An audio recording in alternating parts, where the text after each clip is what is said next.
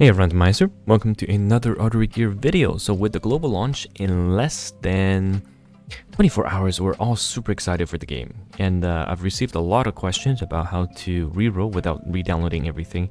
And there are two ways, actually. So I'll show you both of them. The first one is via the salted email. So you go to the top right of the game and then go into settings. And you go into user center or account. And then here is where you bind your account.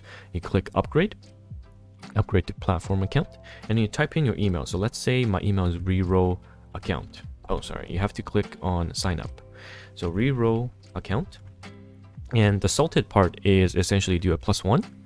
So what that means is the +1 makes it unique for the sign up system, but it will always send an email to this email address at gmail.com. So every time you bind, you can do +1, +2, +3, +4, +5, and then it'll keep you can keep going to fool the system, but it'll always send it to this email address. So this method, there's some issues right now for JP. They patched it and disabled it, so you can't do this. So if you do that on JP right now, you'll say email address format error. However, what you can do is you can actually put a dot. So similar to the +1, +2, you can put a dot here, put a dot there, put a dot anywhere, and then the system will recognize this as a different email every time you put a dot in a different place. But again, all email verification will go into this email address. So that is the workaround. The only downside for that is obviously you can put only so many dots between the letters. So after you've done the binding, the sign up, you can log out and then select guest login. And if you've bound your character or bound your account and then select guest login again, it will be a fresh new account for you to log in. So that's the first method, the salted email. The second method is going through the system files. So this one is a bit more complicated in my opinion for boomer like me. You can use LD Player. I use LD Player 32-bit, the version 4.0. You can use BlueStack 5. You can use Nox, but I'm going to show you on LD Player since that's the emulator I use. So what you want to do is go into the cogwheel. Opens up settings. You can't see it on the screen because it's not captured, but I'll walk you through it. Go to settings. Go into other settings. And again, I'll leave the download link for the emulator in the description. So you don't have to click over to other places.